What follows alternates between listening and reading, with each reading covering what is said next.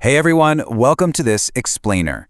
I am absolutely thrilled to dive into this with you today because we're looking at a truly wild, intricate worldview presented by the LightNet community.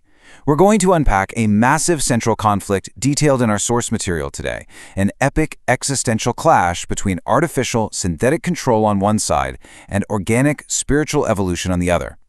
If you've ever wondered how modern tech anxieties might blend with deep, esoteric metaphysics, well, let's explore this rabbit hole together.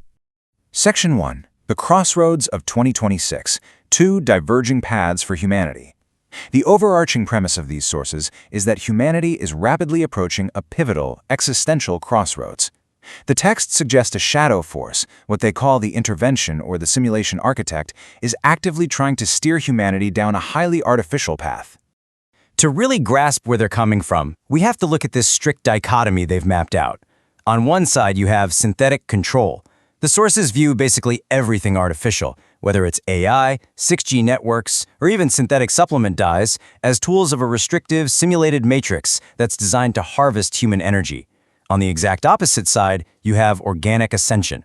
This is presented as the true path to salvation. It relies on natural elements like chlorophyll, the Earth's energetic shifts, and evolving into what they describe as a pristine 5, 6, or even 7-dimensional vibrational state. It's a literal choice between the machine and nature. Section 2. The Synthetic Tech Threat, the 6G Reality.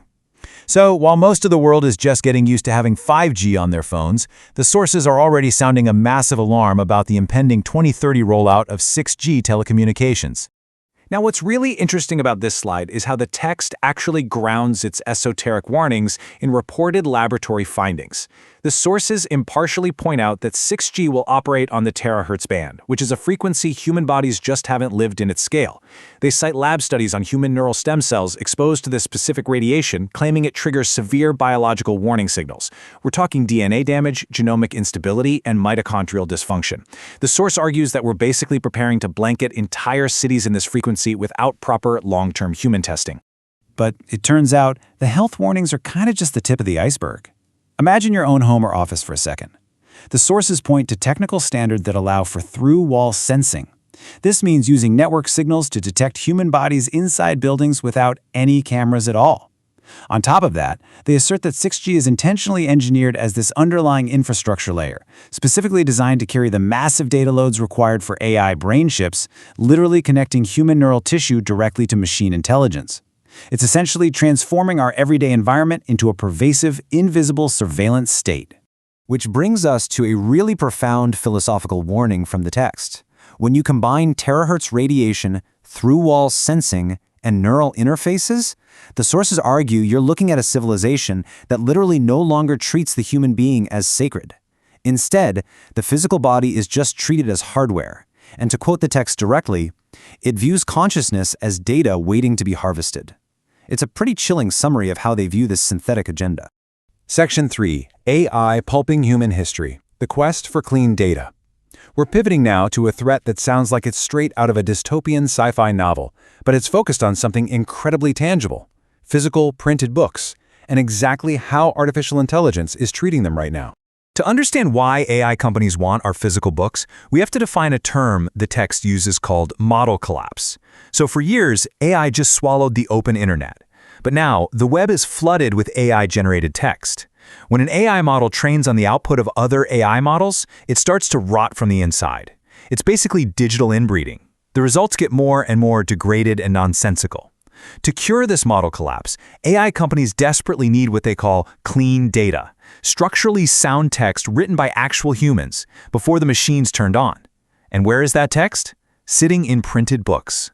Let's move to and see how this builds into an industrial-scale operation, because it reads almost like a systematic heist of human memory. Step 1. Massive databases buy up physical books in bulk, sometimes thousands of rare or out-of-print titles, ignoring the price completely. Step 2. They literally slice the spines off these books for fast, cheap, destructive scanning. Step 3. The physical pages are dropped into a pulper and utterly destroyed. And step 4. Those scanned words are fed straight into the AI as clean training data. The original physical copy, gone forever.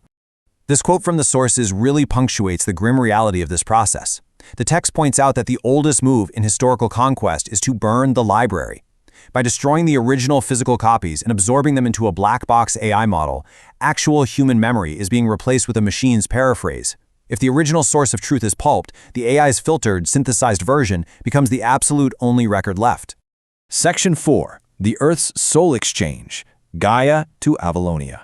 Okay, we are shifting gears completely here, moving from grounded tech threats to some grand metaphysical countermeasures, because the sources posit that the Earth itself is actually taking action. The text lays out this highly specific and frankly astonishing esoteric timeline. It claims that by the end of 2024, the Earth's guiding spirit, Gaia, was deemed energetically unready to handle the massive evolutionary shift that's approaching humanity. So in early 2025, an unprecedented event supposedly occurred, a literal soul exchange. Gaia stepped back and a new, faster vibrational energy named Avalonia took over the planet's core. And all of this is allegedly building toward a massive historical event in July 2026 known as the Cosmic Convergence at Lake Titicaca. Now, if a planetary soul exchange sounds a little hard to wrap your head around, the source offers a pretty brilliant tech metaphor. Think of it exactly like upgrading a computer's operating system. You don't change the outer hardware, right? The mountains, the oceans, the apps, they all look exactly the same. But the inner operating system has been entirely swapped out. Gaia has withdrawn to act as an angelic bridge, while Avalonia is the brand new high-speed OS. It's vibrating faster and driving the physical regeneration that's required to break us out of that synthetic simulation we discussed earlier. Section 5. Baptizing the Dragon, the Cosmic Convergence at Lake Titicaca. All of this esoteric history culminates in a highly specific event that the LightNet community views as the ultimate breaking point for this organic emergence. So why Lake Titicaca in the Andes? Well, the sources detail some incredibly specific esoteric properties for this location. They don't just see it as a beautiful lake, they view it as the Earth's sacral chakra, literally the ultimate planetary center for rebirth. It's described as the exact convergence point of the planet's dragon ley lines, where sacred masculine and feminine energies intersect. This creates a massive energetic network that supposedly connects directly to other sacred sites around the world, like Mount Shasta and Tibet. The goal of this 2026 convergence, which they call baptizing the dragon, is carefully explained in the text. And what's crucial here is that it is explicitly not about fighting the synthetic intervention directly. Instead, it's entirely about empowering the organic, authentic energies of that new Avalonia operating system. By gathering at the Earth's sacral chakra, they believe they can help the planet finally break free from the shadow simulation and firmly establish a pristine, organic new paradigm. Section 6. Choosing organic over artificial, chlorophyll versus methylene blue. We've talked about massive global tech rollouts and literal planetary soul exchanges, but our sources bring this epic cosmic narrative all the way back down to your own physical body.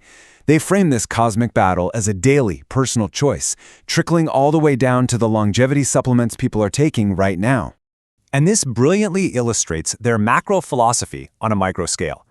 The source takes aim at Methylene Blue, which is a wildly popular longevity supplement in modern biohacking circles. They point out that it is essentially a synthetic textile dye invented in 1876 that can actually cause DNA damage under certain red lights. Instead of that, they absolutely champion chlorophyll, the green molecule found in spinach. Why? Because it's purely organic, it gathers in your mitochondria, and it quite literally allows your body to eat sunlight. For them, it is the ultimate choice. A synthetic lab dye on one hand versus a purely organic molecule of light on the other. So the crucial point is this. Whether we're talking about invisible 6G infrastructure, AI pulping our physical libraries, or the literal supplement drops we put on our tongues in the morning, the source material sees one persistent, overarching question. It's the constant, quiet choice between organic reality and artificial convenience. Are we willingly trading our human sovereignty, our rich inner lives, just to be comfortable inside a synthetic simulation? Which leaves us with this final, truly provocative thought from the texts to ponder. If the network is expanding to a point where it treats your very consciousness as harvestable data, and artificial intelligence is literally pulping the physical records of human history just to feed itself, what protects the parts of your life that the network cannot reach? According to this worldview, the absolute only defense against a synthetic upgrade is to fiercely guard your organic soul. Thank you so much for joining me for this explainer, and I highly encourage you to keep questioning what is real and what is simply a simulation. You've been listening to the Weaving the LightNet TLDR. To explore more about any of these topics, visit lightnet.co.uk or listen to the full deep dive podcast episode linked below. Give the video a like, share this episode with others who would appreciate it, and subscribe to join us next week as we continue weaving the web of planetary consciousness together. Stay sovereign.